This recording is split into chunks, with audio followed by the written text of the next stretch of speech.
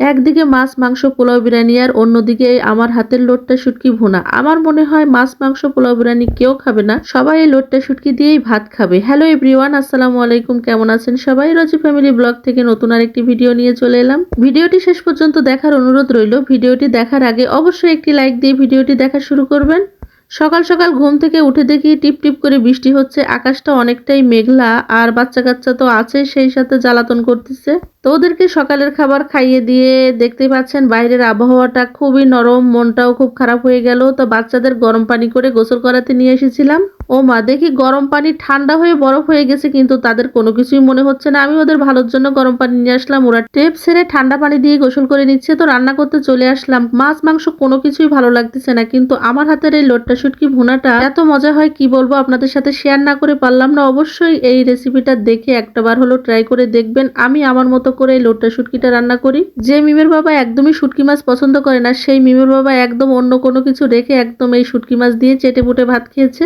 আমি বিভিন্নভাবে শুটকি মাছ রান্না করার ট্রাই করি, কারণ শুটকি আমার ভীষণ পছন্দ।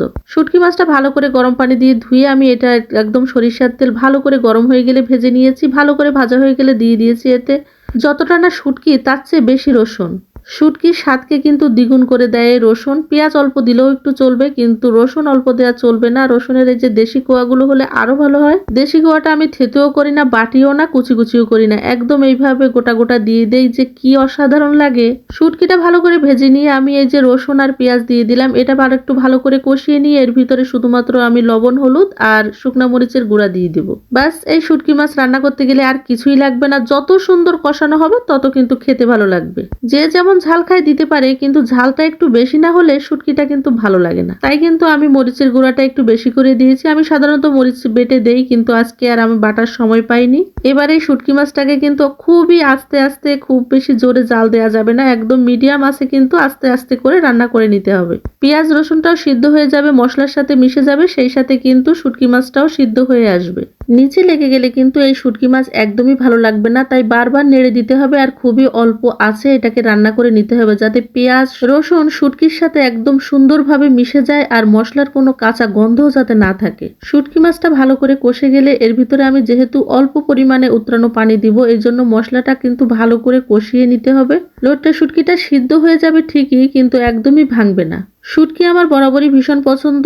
খুব যে শখের বসে শুটকি খায় তা কিন্তু না। ফ্রিজে মাছ মাংস যেমনটা থাকা লাগে, শুটকিটাও আমার ঠিক তেমনটাই থাকা লাগে। আমি শুটকি মাছ সবসময়ের জন্য ডিপে সংরক্ষণ করে রাখি, তাহলে তাজা তাজা শুটকির ভিতর থেকে যে একটা বাজে গন্ধ বের হয় বাইরে রাখলে, সেই গন্ধটা কিন্তু একদমই আসে না।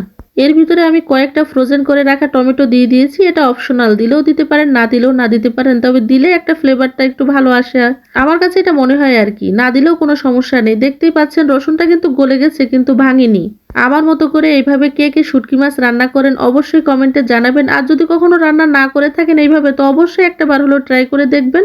যারা শুটকি মাছ পছন্দ করেন বিশেষ করে একটা বার হলো ট্রাই করে দেখবেন। কথা দিচ্ছি একদম নিরাশ হবেন না। আর এর ভিতরে আমি দিয়ে দিলাম কয়েকটা কাঁচা মরিচ, ভেঙে ভেঙে দিয়ে দিয়েছি আর কি, একটা সুন্দর ফ্লেভারের জন্য। শুটকি মাছে অনেকে ধনিয়া পাতা দেয়, আমিও মাঝে মধ্যে দিয়ে দেখেছি, কিন্তু ভালো লাগে না। শুটকির যে একটা গন্ধ থাকে, সেই গন্ধটা থাকে না। ধনিয়া পাতা শুটকির গন্ধ কেমন যেন একটা হয়ে যায়। আমি কিন্তু শুটকি মাছটা একদমই দেখতে পেয়েছেন নিচে লাগতে দেইনি, হালকা হালকা করে কিন্তু আমি একটু একটু করে উতরানো পানি দিয়ে ভালো করে এটাকে কষিয়ে নিয়েছি।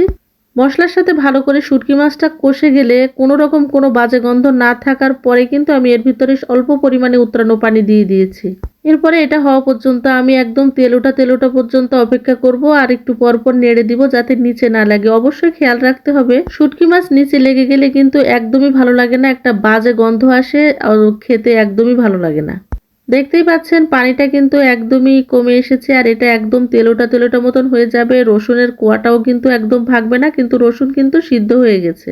আজকে আমার এই রেসিপিটা, লোটটা শুটকির রেসিপিটা কেমন লাগলো, কারা কারা ঠিক এভাবে রান্না করেন অবশ্যই কমেন্টে জানাবেন। এভাবে যদি রান্না না করে থাকেন অবশ্যই একটা বার হলো ট্রাই করে দেখবেন। আর ভিডিওটি যদি কোথাও ভালো লেগে থাকে লাইক কমেন্ট শেয়ার করে আমার পেজের পাশে থাকবেন। আমার রেসিপিটি কেমন হয়েছে অবশ্যই কমেন্টে জানাবেন। কতটা লোভনীয় হয়েছে একমাত্র যারা শুটকি প্রেমী তারাই বলতে পারবে। আর এটা যে খেতে কি স্বাদ হয়েছিল। আজ ইফতারে কিন্তু শরবত দিয়ে ইফতার করে ভাত আর এই লোটটা শুটকি ভুনা খেয়েছি। যেহেতু মিমুর বাবা অফিসে ইফতার করেছিল, তাই আজকে একটু ভাতই খেলাম, ভালোই লেগেছে আর কি। তো আজকে এই পর্যন্তই। ভালো থাকবেন, সুস্থ থাকবেন সবাই। আল্লাহ হাফেজ।